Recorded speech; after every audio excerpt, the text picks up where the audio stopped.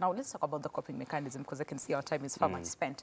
In terms of the coping mechanism, the healthy way, because earlier on I think we mentioned something to do with unhealthy coping mechanism where people might resort to either alcohol or drugs or any other thing just to help them cope.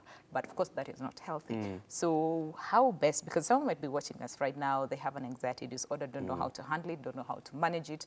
What is the best, not even the best, what is the healthiest way for someone with an anxiety disorder to cope? So maybe a simple answer to that question is a healthy coping mechanism is one that does not give you other side effects. Okay.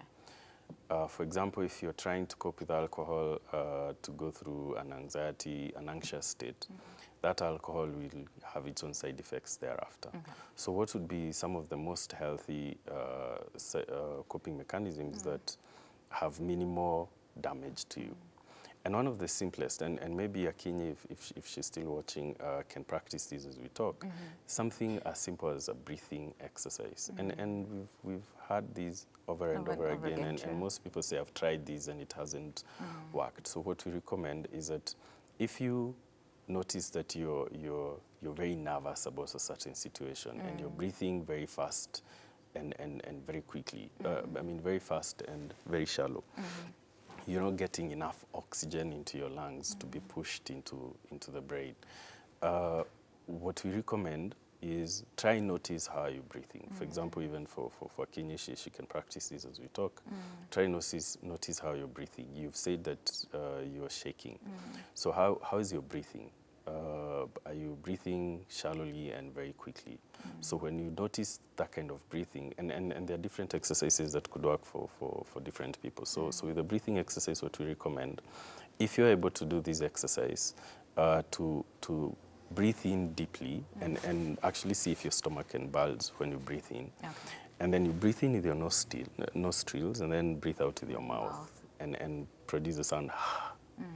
So we recommend that you can breathe in slowly, hold for about 3 seconds, and then breathe out. Okay. So breathe in, and even for those who are preparing for an interview and maybe there's a Brew TV that is on a screen somewhere and you can hear this, or an event that you plan to do. So try that, to breathe in and hold it and then breathe out. And the mechanism of action for that is you're pushing in a lot of oxygen into your lungs that gets into the blood and goes to the brain. So that helps to clear off the brain. So that's one.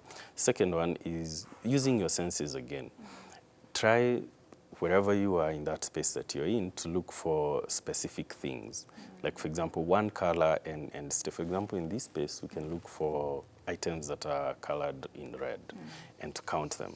So you can see there's a book there, there's the colors behind us, your dress, the items on the desk. So to focus on those things. So what does to the brain is that it disconnects you from these anxiety-provoking thoughts to focus on other things. So count as many of these items as you can, and then shift to a different color and shift. By the time you come back to yourself, the anxiety is gone or has dissipated. So that's the second. The last one is using your hearing. To try sit and listen. If you're not able to sit still, but just as comfortably as you can, and try use your ears. Listen to sounds that are within your immediate environment and try to identify them. So for example, when I sit here, I can hear some drone in the background and I think it's the AC. And to listen for the very minute of sounds. So for example, you can hear something above us. It's the very minute of sounds and try focus all your attention there. And then switch it. So that if you're in a room, block out all the sounds in the room and listen to the sounds outside of the room. Okay. So that if it's raining outside, if there are birds, and you'll be surprised the kind of awareness that you're going to get. Maybe there are birds around this building that you've never heard of.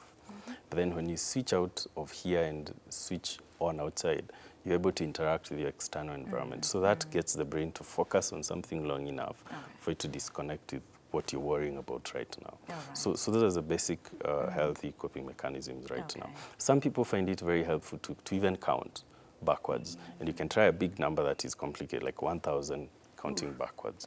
So, and up to until you feel the relief. If you get to 0 and there's nothing, go to 1 million.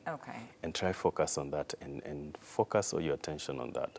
By the time you come down, the mechanism, the physiological reactions that are happening in your body have not been triggered have the triggers have reduced. Okay. So they've also calmed themselves down. So you can try that and then Okay. give us some feedback. Okay, all right. And what about those people who need medical, let's say, treatment options to also help with, manage and calm down? What are some of the options for them? Okay, so the examples I've given is for right now, for the viewer listening.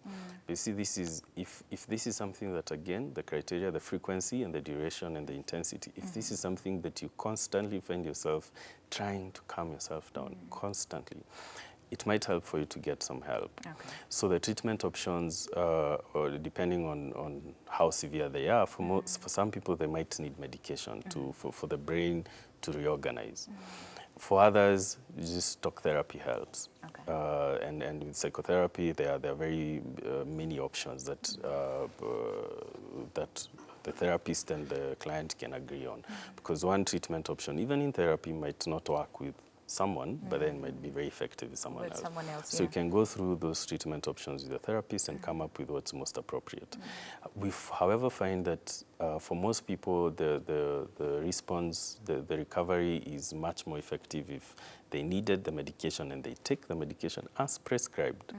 Okay, don't change the prescription. Okay. And also they stay in therapy so that you learn in therapy. So when you're taking the medication is acting on the brain. And when you speak to a professional, then you look at what are these things in your environment that you're not able to cope with, and what can you retrain yourself to do so that you quit the unhealthy or adjust to the unhealthy coping mechanism and adopt more healthy coping mechanisms so that you begin to feel more in charge, more able to do those things that you're avoiding to do because of the anxiety. Okay. So there is hope. All right. And there are very good outcomes for those people who can access treatment. Okay.